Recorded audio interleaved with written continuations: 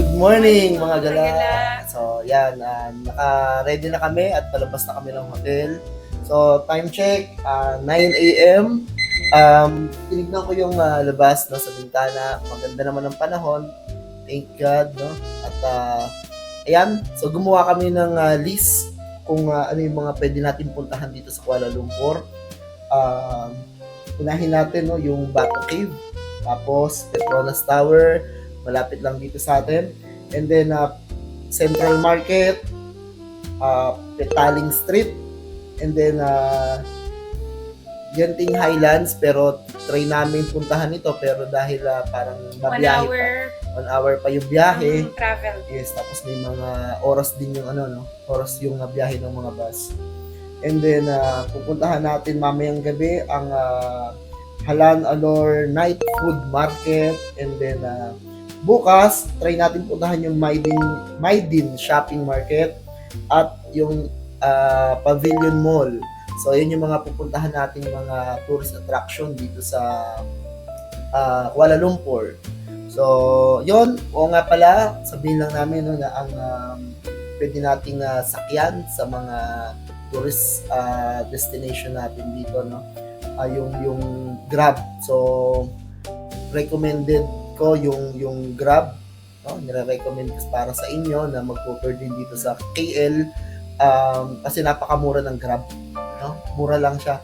So, kagabi mula doon sa anong lugar yan, Han? Sa may Times Square papunta dito sa hotel, parang Manjaya. Berhaya Times Square. So, ang ginastos ko lang sa Grab ay actually 9 ringgit. So, times 14 pesos. So nasa mga lang, wala pang mga 100, wala pang 150. Mura lang siya. So, yon mga gala. See you later, no?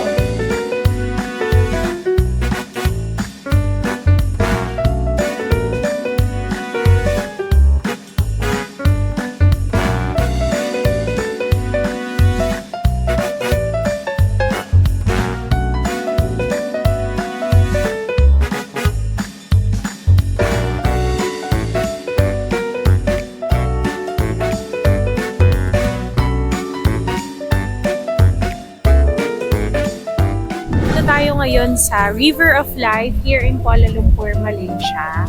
So, ito yung one of the most iconic places dito sa Kuala Lumpur.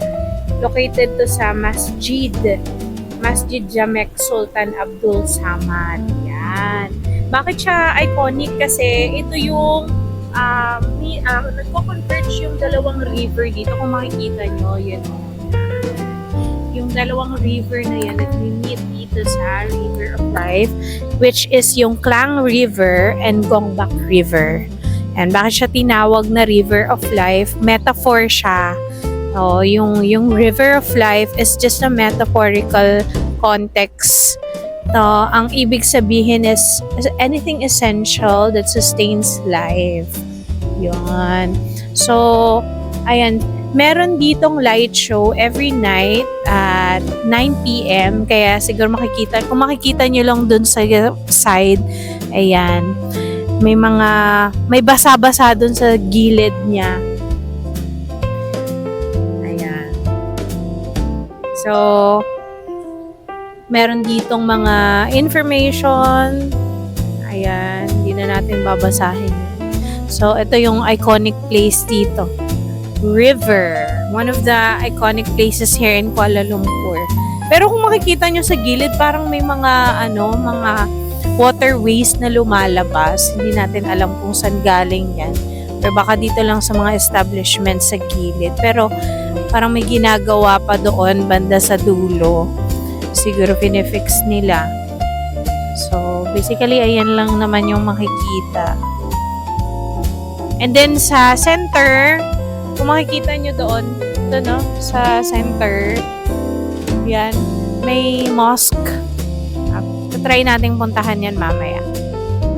Ayan. So, siguro mamayang 9 p.m. yung light show. Sana makita natin, Pero, morning kasi, So, medyo tahimik pa siya, walang masyadong tao.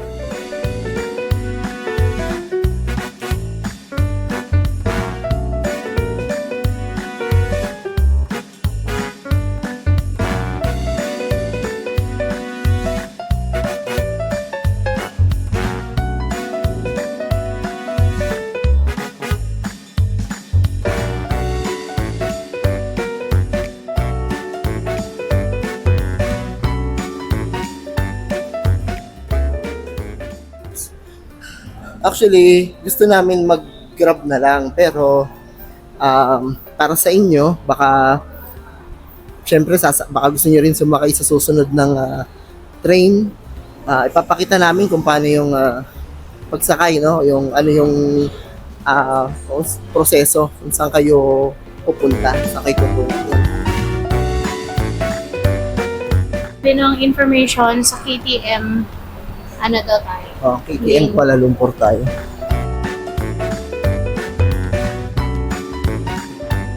Actually, nagtalong na tayo. So, ito yung schedule ng ano nila, ng dating ng train. Yung susunod na train nila going to Bato Caves is 1:15 p.m. So, time check, ito yung oras nila, 12:26. So, mga 45 minutes pa tayo maghihintay. 45 to 50 minutes pa. So, medyo matatagalan tayo. Sayang yung oras. So, ito yung entrance, no? Going to platform 2, sabi nila. So, nagtingin din kami dito. Wala ditong bilihan ng ticket or coins or token, no? So, sinabi nila, pwede daw dyan ng credit card or debit card. Basta Mastercard or yung Visa. So, yan. Makakapasok tayo dyan. Ayun, so siguro, decided na rin kami na mag-grab na lang siguro ulit kami. Pag nag-grab ka kasi, mas mabilis ka makakarating doon. Pero mas convenient yon, no? Pero pinili namin kanina na mag-train na lang din para at least mayroon tayong mga alternative.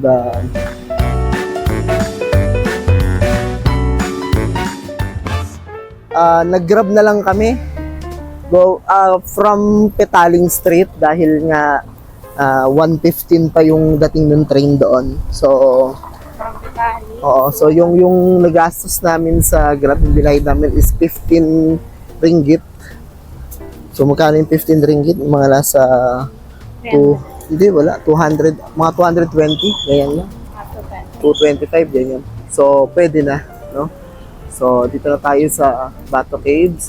O nga pala, yung binabaan naming gate, so dun yung drop off na point, no? So, mamaya pag sasakay kayo ng Grab, pabalik, no? Bawal doon, di pwede doon. Doon tayo sa gate, Grab e-hailing, pick up point. Yes, meron Sa gate 3. sa gate 3. So, meron sila talagang pick up point for Grab passengers. Yeah. So, ito pala yung itsura ng Bato Cave. Oo, apakainit. Ito, yan ang Bato Caves. So, ito yung nakikita natin sa mga pinopost, no, sa social media. Itong Bato Caves, no. Yan yung malaking statue ng kanilang Sino ba Buddha. to? Buddha ba yan? Hindi si Buddha yan. So kung makikita nyo, sobrang daming mga birds, no, nagkalat. At saka meron mga monkeys. So sa isa sa mga vlogs na napanood namin, nag-research din kami bago kami pumunta dito. Yung mga unggoy daw na yan, nangunguha daw ng gamit yan. Kaya Mga careful daw dapat talaga tayo sa dyan, sa ating mga gamit. Kasi minsan pag nilapag daw yung mga gamit at nakita nilang fake, kunin daw nila. Hindi mo na mababalik. So, hindi mo na yan makukuha sa kanila. And ito na yung famous na statue.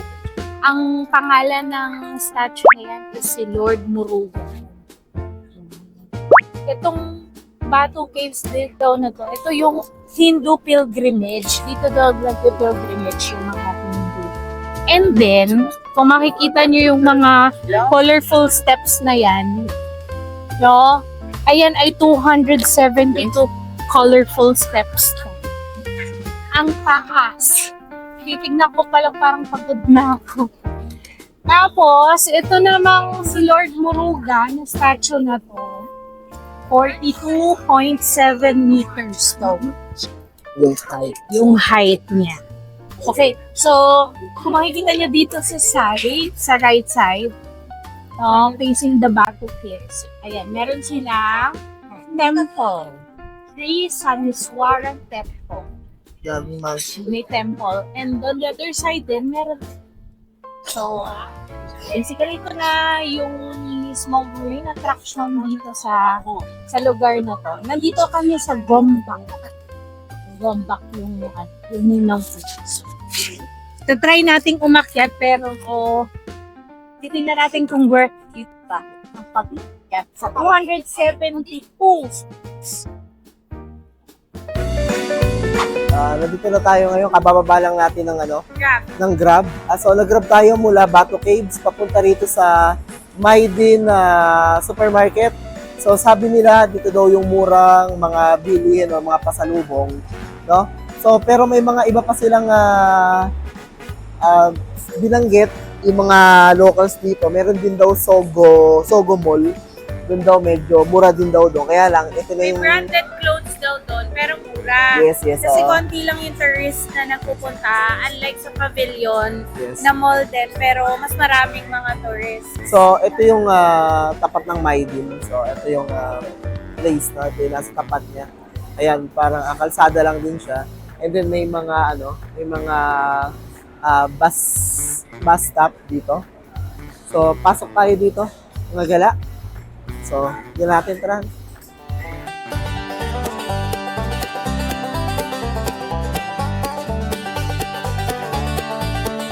Ito yung mga product nila dito, mga raisins. Ayan.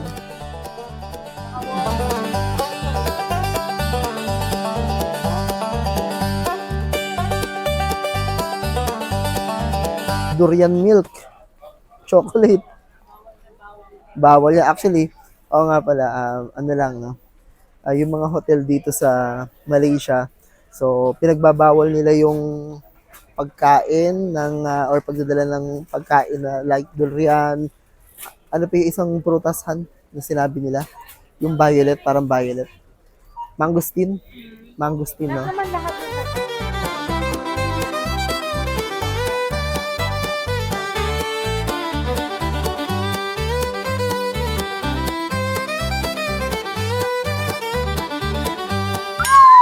dilim. Sabi ko, marap ka na lang dun, tapos Ayan, di tayo. Ayan mga kagala, lumabas na tayo. Actually, papunta tayo ng Petronas Tower. So, lalakarin lang natin Petronas Tower. Tapos nakakita kami dito ng nagtitinda. So, ayan, meron silang buko, yung mga fruits, no? Then ito, bumili tayo nito. Ayan, so, binili natin. So, 5 ringgit. So, para siyang kikiam na malaki. Fish daw to sabi nila. Kilaway fish. nakatayo. So, lalakad tayo papuntang Petronas Towers. So, naka-ano kami ngayon? Naka Google Map. Wait lang, ayan. Ay, nawala. Ang dali. Litin natin. Sige lang, lakad ka lang. Ayan. So, naka Google Map kami. Actually, nag-grab kami kanina. Kaya lang, waiting ng 20 minutes. So, traffic, nakikita ko dun sa mapa. Di ba kapag naka-red, traffic yan. So, kaya 20 minutes pa yung dating ng mga sasakyan. So, naglakad na lang tayo para mas mapabilis tayo kasi gagabi na rin, no? 7:10 na dito. Lasang siya, lasang kikiam. Oo, yan, lasang kikiam. Lasang kikiam? Lasang kikiam na sobrang daming oil. Pero okay naman siya. Hindi nga lang okay yung nalagyan. Hi! So, nandito tayo sa Petronas Tower. Konting background or history background lang ng Petronas Tower. I-focus mo yung Petronas Tower. Yung Petronas Tower daw, it began in 1988. Yan, nagsimula daw to ng 1988. Ito daw yung symbol ng economic growth ng Malaysia. Yung construction nito, it started in 1993. And then, it began or it officially opened noong 31st ng 1998. And alam nyo ba na ang Petronas Tower, ito ang pinaka-tallest or it is the tallest tower in the whole world until 2004. So, ito pala yung pinaka mataas na tower sa buong mundo hanggang 2004. But, natalo siya ng Taipei 101 until 2010. So, reigning ang Taipei 101 ng 2004 to 2010 and napalitan din siya ang ngayon, up until now, ang tallest tower na is the Burj Khalifa, located in Abu Dhabi.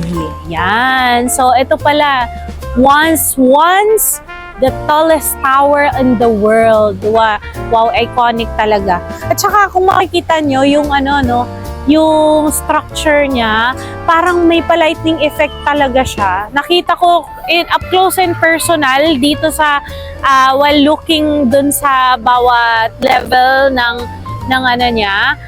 building na to. Parang made of pala to, stainless. Kaya parang pag nag-reflect yung light, so parang merong effect na pailaw siya, no? Parang nag-ignite siya. At tama ba yung term natin? Ayun, parang talagang nagliliwanag talaga siya. So, yan. Konting history lang tayo sa Petronas Tower. And we hope na ito ay magsilbi na inspiration sa lahat ng tao dito sa Malaysia. Was once a symbol, until now naman, symbol of economic growth. Talagang maunlad na maunlad ang Malaysia.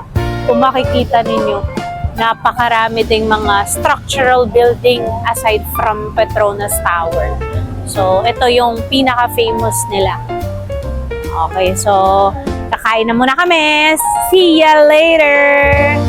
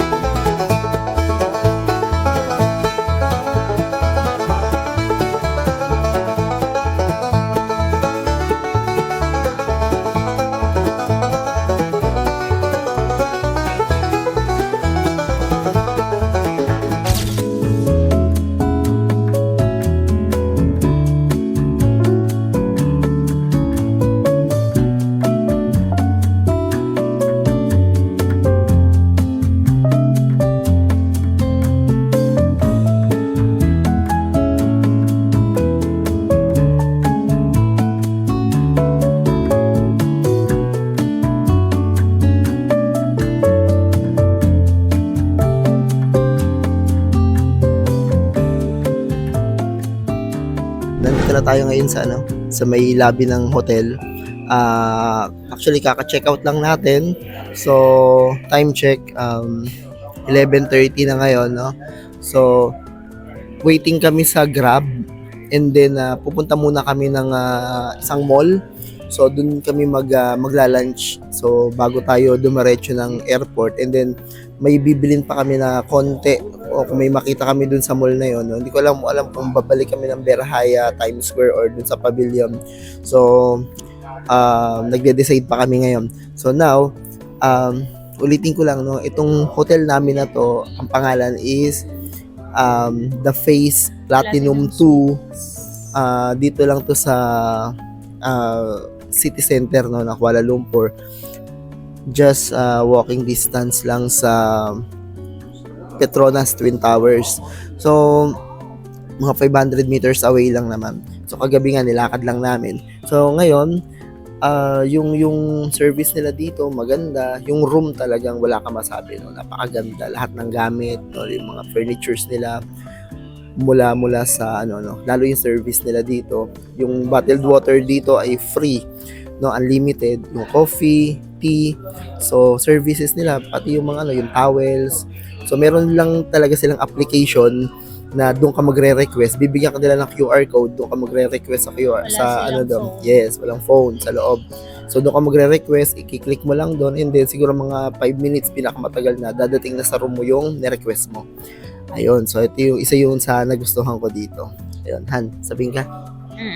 Tapos, ayun nga, ayun din, maganda talaga yung hotel na pinagstayan namin dito sa Malaysia. Although, maganda rin naman sa Oxford Hotel sa Singapore.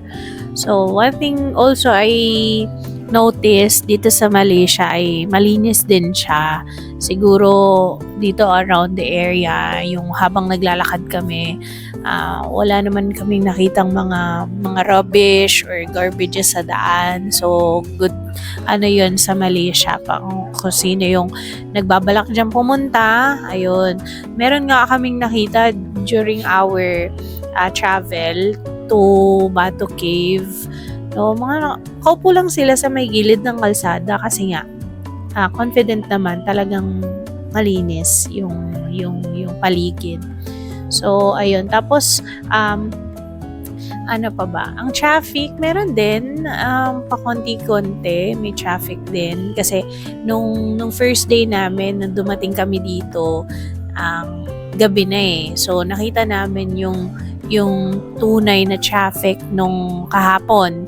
So may traffic din lalo na pag peak hours, pero mas malala ang traffic sa Pilipinas pa din. So ayun, aasahan nyo na medyo mahirap din kumuha ng Grab pag peak hours, pero all in all okay naman, nakarating pa rin naman kami sa pupuntahan namin at hindi naman ganun ka-late. And then ano pa ba ang na-notice natin? Dito sa Malaysia, madaming Indian national. Tapos na found out namin from the Grab driver or lady driver ngayon kahapon nung nagpunta kami sa Batu Cave. Sabi nung driver, meron daw 3 main religion dito sa Malaysia, which are Hindu, no? And then Christian, and then Islam. So halo sila. So hindi ang majority ay hindi Hindu dito. So 3 ang general, kumbaga madaming mga religion. So 3 yung major religion dito. So meron din mga other religions, pero ayun nga, 3 yung major religion dito. And then ano pa ba? Madaming ginagawa ditong mga infrastructure. So, along the way, may mga nakikita kami, mga ginagawang mga kalsada, mga buildings. So, known talaga tong Kuala Lumpur sa, yung makikita mo yung economic growth talaga sa dito sa center na to, sa city center na to. So, continuous talaga yung paglago o pag-unlad ng Malaysia. Makikita mo naman talaga sa mga structural building nila. So, yun lang naman basically yung akin. Tapos, isa pa sa napansin ko rito, dito sa Malaysia, yung mga tao, so parang may 3 nationality sila dito, no? 3 yung mga tao rito. Chinese, Indians, saka Malaysian. So, yan. So, sila lang yung halos lagi mo makakasalubong sa kalye, saka sa kahit saan ka magpunta rito, no? Yan. Kaya kalat yung Oo. biryani dito. Oo. Madaming mga Yes. Indian store, Indian food resto. So, yun muna mga kagala. So, medyo inantok pa kasi kami, no? At nakukulangan kami sa tulog. At kailangan talaga namin mag-check out ngayon dahil pag nag-extend kami, syempre, alam niyo naman sa lahat ng hotel kahit sa Pilipinas, magbabayad tayo, no? May fee. Wala na kami Oo. pambayad. In short. So, kailangan na ulit natin ipon at magbenta ng properties pag uwi ng Pilipinas. Yan, marami tayong mga port tripping, no, pag uwi natin ng Pilipinas. Ayan. Sige mga kagala, balikan namin kayo mamaya kapag nasa airport na kami, no. Ako nga pala, doon kami sa Kuala Lumpur International Airport Terminal 2. So, dyan tayo. Bye!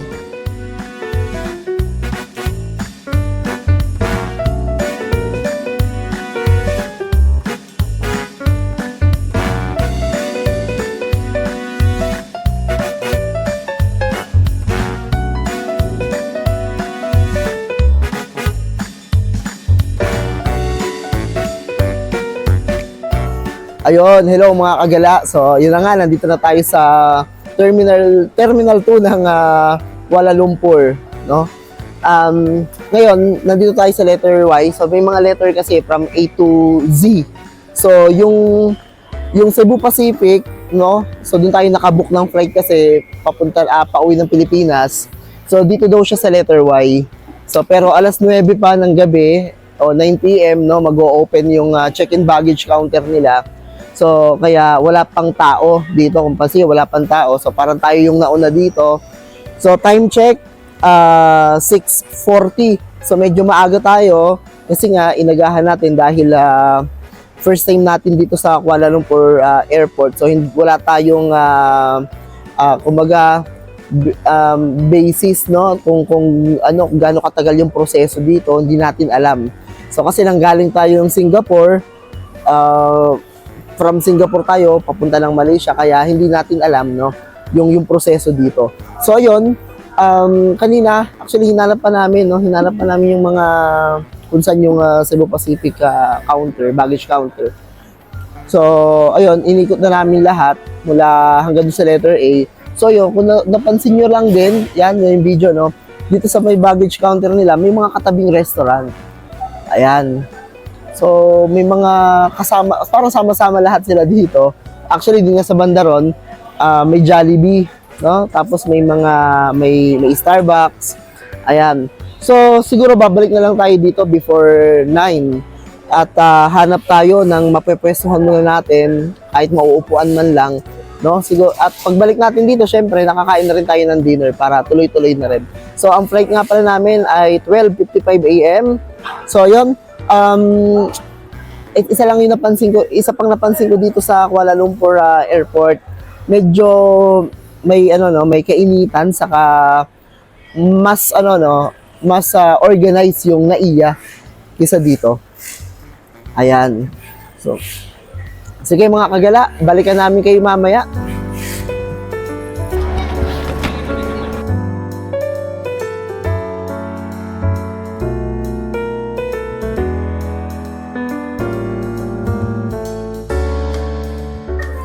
So, ayun nga mga kagala, nandito lang tayo ngayon sa gate number 7. So, or yung P7, no, yung ating boarding gate. So, dito lang tayo umupo sa may hallway. So, may mga upuan, may mga bench naman dito. At mas malamig dito, saka hindi crowded. Doon kasi sa loob talaga dapat tayo uupo, kaya lang maraming tao. Yan, dyan kung nakikita nyo.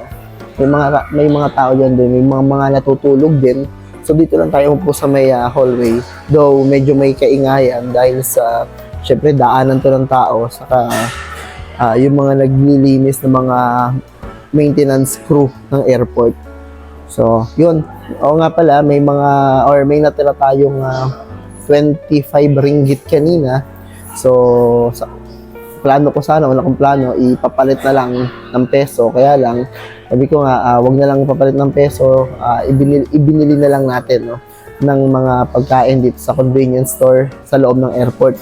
So, ito yung nabili natin, dito sa 25 ringgit. Meron tayong tubig, and then, yan, meron tayong chicherya, may Mentos. So, syempre, alam niyo naman, sa loob ng airport, ay medyo may kamahalan, no, yung, yung mga pagkain. So, ayun. Ang boarding time natin is 12:10 a.m. So, time check, 11:25 na. 45 minutes na tayo maghihintay. Okay? So, see you ulit mamaya, mga kagala, kapag boarding time na natin.